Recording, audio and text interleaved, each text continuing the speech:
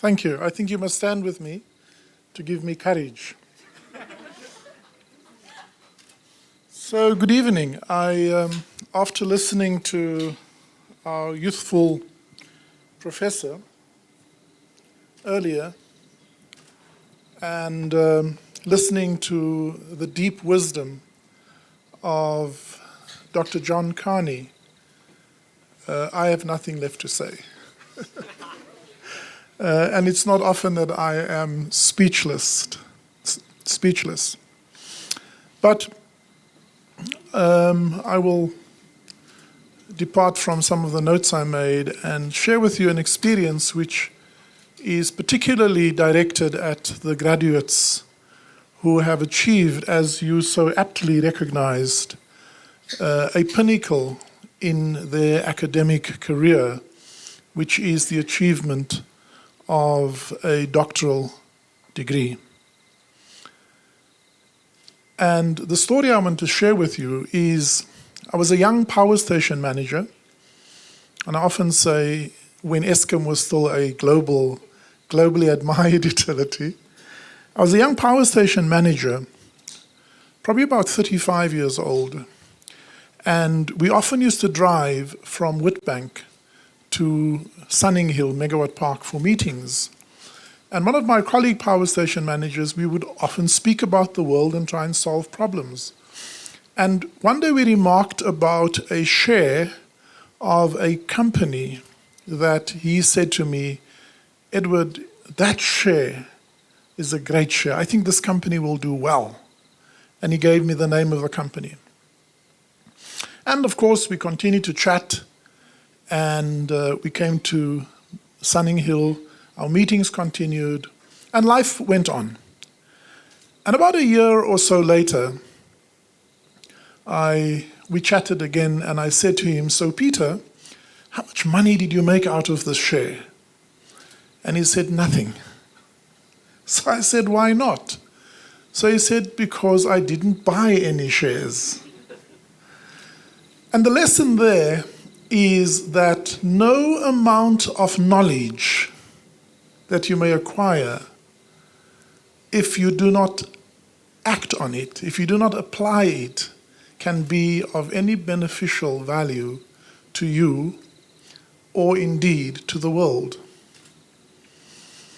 Because had he acted on it, he may have made a few rand.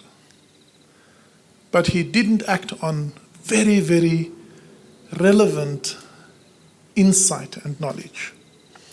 Going to university and the process of education is about the synthesis, the acquisition, the assimilation, and indeed, as it is the case of a doctoral study, the creation and production of new knowledge.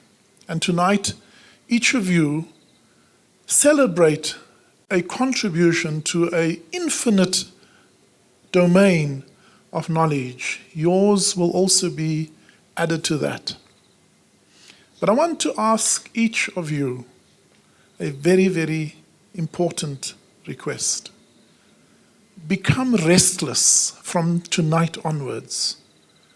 Become restless about what you will do with that knowledge.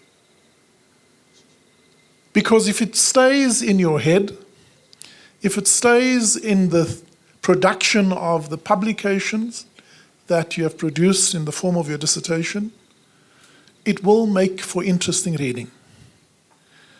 Many future doctoral students will quote it as a reference.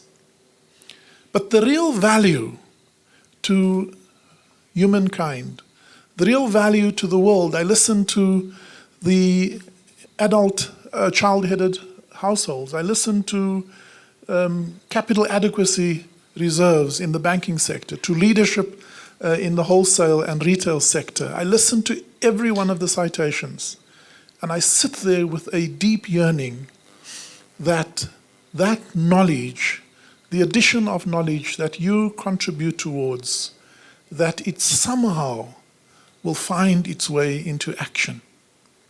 The reason you will remember the names of Isaac Newton, Nicholas Tesla, Louis Pasteur, Thomas Edison, is because they translated their knowledge into action. Da Vinci is indeed about the application of knowledge. It is about how we use our knowledge to transform the world, to leave the world a better place than the one we inherited. And when we pass on, we bequeath something that is greater than that which we've inherited. That's the burden I want to place on every single one of you who bask in the glory, deservedly so, of your doctoral qualification tonight. And I'm sure that the young professor will agree with me completely. And if he doesn't, we're going to send him to bed. And to you, I want to leave a special message. You spoke about innovation, creativity, and love or empathy as key components of learning. And whether it's mathematics or art, and Da Vinci combined those attributes. But the one thing you forgot to add is that one of the most important dimensions of learning is playing. So I hope you do find time to play. And with that, I wish to welcome you all. It's almost time to say goodnight, but this is supposed to be a welcome address to the President's dinner. But it was really lovely to spend it with you, and I'm always filled with so much joy when I can share in your achievements. I wish you well, and please continue to keep me in your prayers and thoughts as we try to make a small contribution towards making our beloved country a better place. Thank you.